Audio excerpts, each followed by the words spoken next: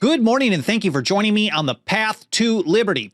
This is the Fast Friday edition of the show for October 2nd, 2020. And on this episode, I'm going to go through some of the highlights of Thomas Jefferson's 1791 arguments against the constitutionality of a national bank. We recently published an awesome article by Mike Meharry. I know that's redundant, but he put together a pretty long article covering the debate between Jefferson and Alexander Hamilton on the first bank of the United States. And he told me he's slowly but surely working on some concept on how to expand it. We're going to try to make it available as a free ebook for all TAC members. I'll make sure you guys are aware of that when that happens or as we make some progress. But today, I want to focus primarily on the highlights of Jefferson's views. And it's pretty broad. We're talking 10th Amendment, Philadelphia Convention, the Commerce Clause, the General Welfare Clause, the Necessary and Proper Clause, all the biggies right from Thomas Jefferson himself. But first of all, before getting to that, my name is Michael Bolden. We broadcast live every Monday, Wednesday, and Friday at 9:30 a.m. Pacific time from here in my home office and studio in downtown Los Angeles for the 10th Amendment Center. Our show homepage is where you can find everything you need to follow this program, all the episodes, all the reference links that I mentioned in each episode, all the platforms, video and audio. We have podcasts and video versions, plus our email newsletter, our social media channels, and even ways you can support us like our membership program, which starts out as little as $2 a month. We make it go a long, long way in support of the Constitution and liberty. All that and more over at 10thamendmentcenter.com/path to liberty. It's long, but all spelled out easy peasy. 10thamendmentcenter.com/path to liberty. And I couldn't be more grateful for you spending some of your time with me today. Thank you so much for being here, but I promise to not take up too much of your time since it's Fast Friday. Let's see if I can get this done in the next 10 to 15 minutes. Going to Meharry's article, which we published just last month here in September of 2020, he starts it out like this. The first bank of the United States was chartered for a period of 20 years by Congress on February 25th, 1791. Alexander Hamilton championed the bank, but it wasn't without its detractors. One of the most vocal opponents of the bank was Thomas Jefferson, who argued that it was unconstitutional.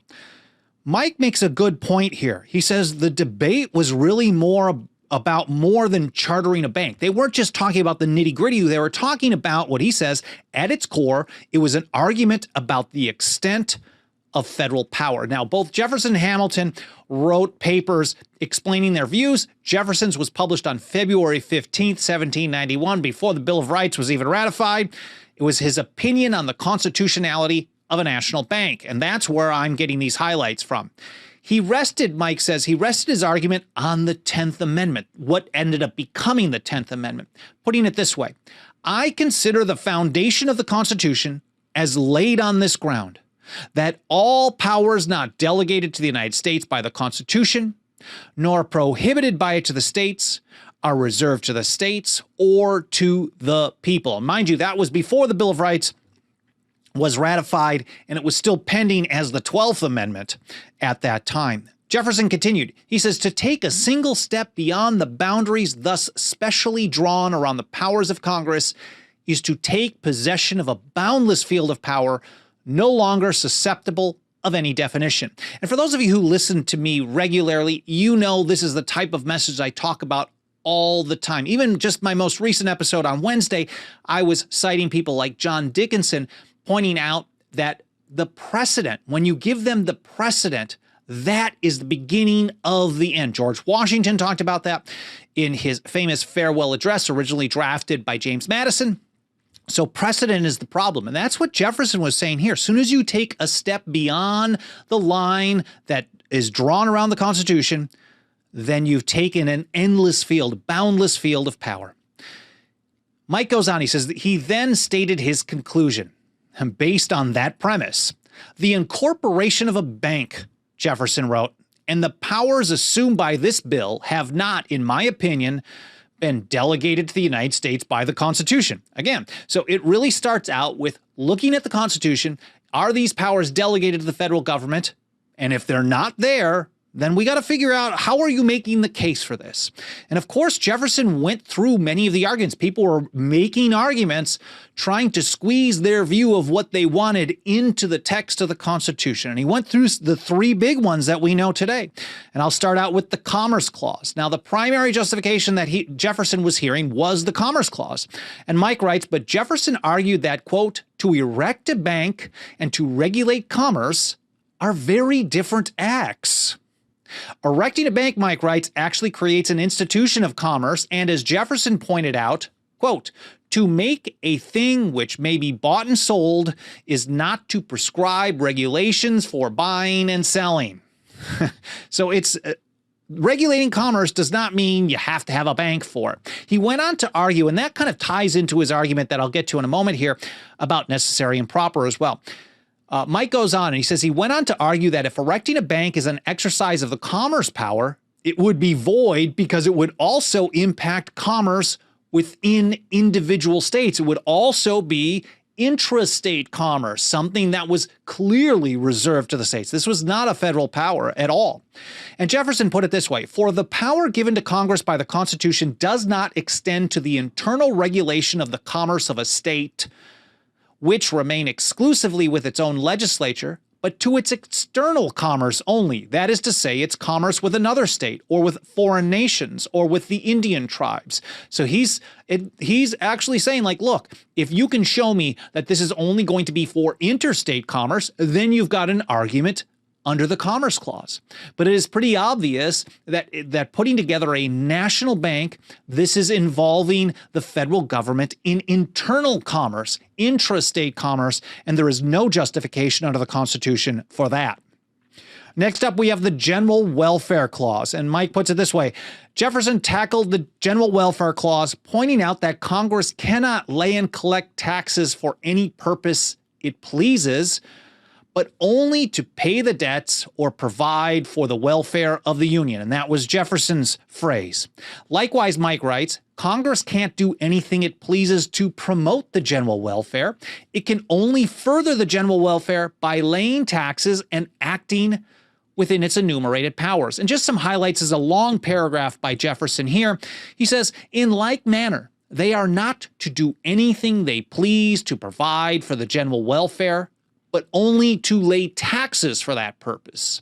And Jefferson himself highlighted they aren't anything they please and then lay taxes. They are not to do anything they please. That's the argument we hear today.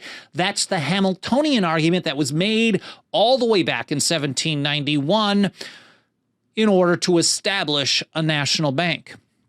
And Jefferson goes on, he says, like, to consider it the anything they please, he says that renders the whole purpose of the Constitution as pretty much useless. He says the subsequent enumerations of power are completely useless. It would reduce the whole instrument to a single phrase, that of instituting a Congress with power to do whatever would be for the good of the United States.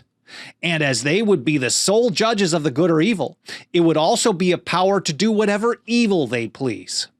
So once again, Jefferson is just nailing it, knocking it out of the park, making it very clear that general welfare wasn't for anything and everything. It was only to lay taxes for that purpose.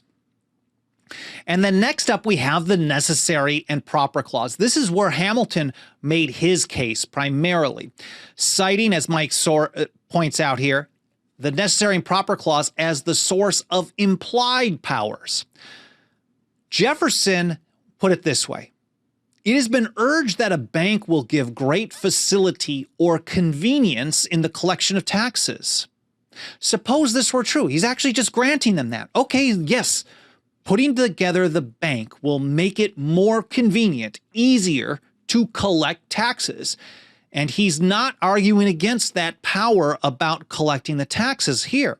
He says, suppose it's true, yet the Constitution allows only the means which are necessary, not those which are merely convenient for effecting the enumerated powers. Again, it's called the necessary and proper clause, not the convenient and proper clause. Jefferson goes on. He says, if such a latitude of construction be allowed to this phrase as to give any non-enumerated power, it will go to everyone, for there is not one which ingenuity may not torture into a convenience in some instance or another. We know that people vested with power will always try to construe the language of the text in ways to expand their own power. And Jefferson, in essence, was warning us about that here as well. He says, look, as soon as you say it can be convenient, someone is going to make an excuse, an explanation that everything is convenient. He says it would swallow up then all the delegated powers and reduce the whole to one power, as before observed. Therefore, it was that the Constitution restrained them to the necessary means, that is to say, to those means without which the grant of power would be nugatory. In other words, if without a national bank that can't collect taxes, then you have to have that bank. But that's a pretty difficult argument to make. I know someone today would probably try to make that argument. But Jefferson was really strong on that as well. So commerce, general welfare, and necessary and proper. Jefferson is giving us an originalist constitutional view in opposition to the national bank. And he really hammers one home here that I think is really even more powerful than these very logical arguments. And Mike puts it this way: Jefferson drove his point home by pointing out a very inconvenient fact for Hamilton. The Philadelphia Convention in 1787, they debated and rejected delegating the power to charter corporations.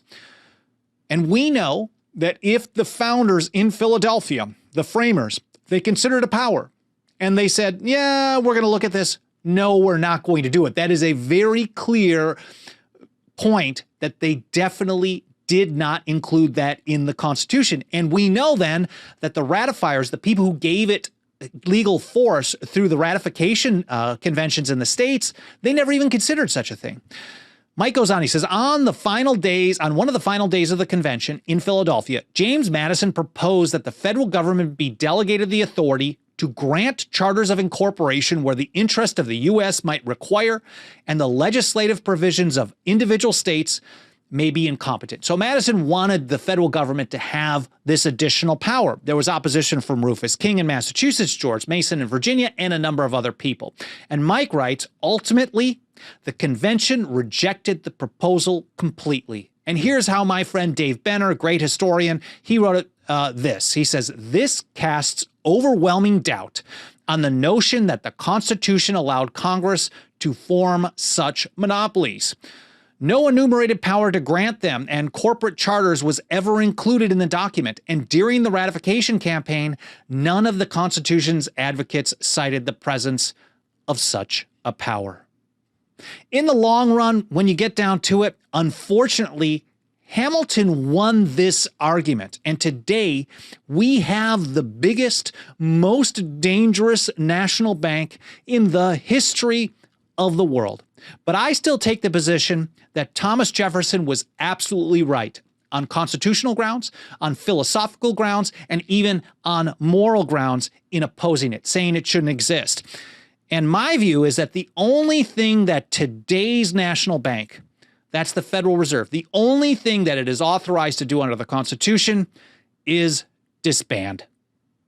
Anyways, I hope you guys found this interesting. I hope you found it educational. That's more important than anything. I really appreciate you being here with me today. If you like the show, you support what we're doing, please take a few free, easy actions to help us spread the word. Leave a review on iTunes or Podbean or any other podcast platform. Smash the like on YouTube, Facebook, and elsewhere.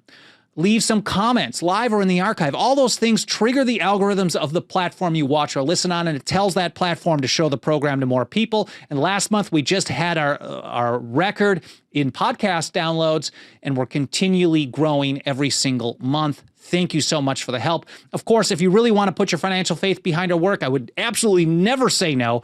Please don't feel any pressure to do so, but if you got $2 a month, please join us over at 10thamendmentcenter.com/members. I promise we'll put it to very, very good use for the Constitution and liberty. Thanks again for spending some of your time with me today. I hope you have a great weekend, and I'll see you next week here on the path to liberty.